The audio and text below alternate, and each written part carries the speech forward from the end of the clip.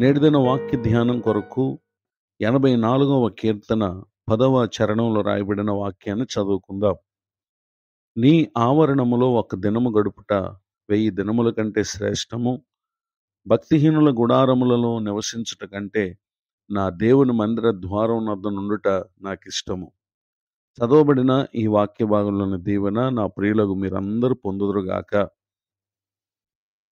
కోరహ కుమారులు భక్తిహీనుల గుడారము అలానే దేవుని ఆవరణములో ఉన్నటువంటి వ్యత్యాసాన్ని ఇక్కడ తెలియజేయటం మనం గమనించగలం.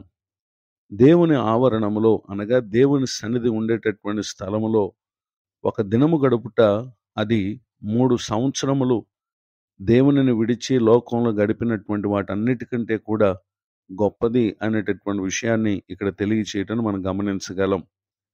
దేవుని మందిరములో జరుగునవి ఏవి, ఏ కారణం చేత ఇంత శ్రేష్టమైనదిగా భక్తుడు ఈ మాటలు తెలియజేస్తున్నారు అనంటే, నెహెమ్యా గ్రంథం 8వ అధ్యాయము 3వ వచనంలో రాయబడినటువంటి వాక్య భాగంలో ఆ చోట దేవుని వాక్యము చదివి వినిపింపబడుతుందని, రెండవదిగా వినిపింపబడుతున్నటువంటి దేవుని యొక్క వాక్యాన్ని శ్రద్ధతో వినేటటువంటి స్థలమని, మూడవదిగా 6వ వచనంలో రాయబడినటువంటి వాక్యంలో దేవునిని స్తుతించేటటువంటి సమయమని, నాలుగవదిగా 7వ వచనంలో రాయబడినటువంటి వాక్య భాగంలో దేవుని యొక్క వాక్యం యొక్క భావాన్ని తెలియచెప్పేటటువంటి స్థలమని, ఐదవదిగా 9వ వచనంలో రాయబడినటువంటి వాక్య భాగంలో విన్నటువంటి వాక్యాన్ని బట్టి పశ్చాత్తాపంతో ప్రభు సన్నిధిలో ప్రార్థన చేసేటటువంటి స్థలమని, అంత మాత్రమే కాక నెహెమ్యా గ్రంథం 8వ అధ్యాయము 17వ వచనంలో ఆరవదిగా బహు సంతోషం అనేది మనకు దొరికేటటువంటి స్థలమని, ఏడవదిగా 18వ వచనంలో రాయబడినటువంటి వాక్య భాగంలో ఆ విధముగా కూడుకొనుట అది పరిశుద్ధ సంఘమని దేవుని యొక్క వాక్యం మనకు తెలియచేస్తా ఉంది.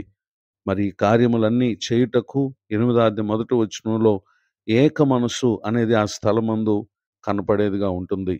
ఈ మాటలు వింటున్నటువంటి నా ప్రియ సహోదరి సహోదరులు, ఇట్టి గొప్ప దీవెనలు దొరికేటటువంటి స్థలం దేవుని సన్నిధి కలిగినటువంటి స్థలం. ఆ చోట దేవుని ప్రజలు పరిశుద్ధంగా కూడుకొని ఈ విధమైనటువంటి దీవెనలు ఆ చోటనే మనం పొందగలం. గనుక ఏమాత్రం దేవుని సన్నిధిని సమీపించటం అశ్రద్ధ చేయక భూమి మీద 3 సంవత్సరములు ప్రభు లేకుండా జీవించే దినముల కంటే ఒక్క దినం ప్రభుతో గడిపేటటువంటి రోజు అది వాటన్నిటికంటే కూడా ఎంతో శ్రేష్టమైనది. గనుక భక్తిహీనులతో లోకస్తులతో మన కాలాన్ని మనం వ్యర్థపరచక దేవుని మందిర ద్వారం వద్ద ఉండుట వలన కలిగేటటువంటి గొప్ప దీవెనలు నా ప్రియులకు మీరందరూ పొందాలని, నాడు కోరహ కుమారులు ఏ విధముగా సంగతులు ఎరిగినటువంటి వారై నేటి ఈ కాలమంది ఈ మాటలు వింటున్నటువంటి మనకు తెలియజేస్తున్నారు. మనమును నేటి కాలంలో ఉన్నటువంటి ప్రజలకు దీని యొక్క గొప్పతనం ఏదో మన జీవితం ద్వారా సాక్ష్యం ఇచ్చుచు అనేకులకు ఈ దీవెనలకు పాత్రులగునట్లుగా పరిశుద్ధాత్మ దేవుడు ప్రతి ఒక్కరిని దీవించునుగాక. ఆమేన్. ప్రార్థన. కృపగలిగిన మా తండ్రి, మీకు వందనాలు. నేడు విన్న ఈ మాటలు మా ప్రియుల హృదయాల్లో ఫలింప చేయండి. దైవజనులను వారి కుటుంబాన్ని సేవా పరిచయను దీవించండి. కృంగిన వారిని లేవనెత్తండి. మరి ఒక నూతన సంవత్సర దయాకిరీటాన్ని పొందిన మా ప్రియులను ఆశీర్వదించండి.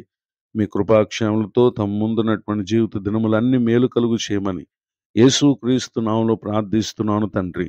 ఆమేన్. తండ్రి, కుమార, పరిశుద్ధాత్మ దేవుడు తోడు నడిపించునుగాక. ఆమేన్.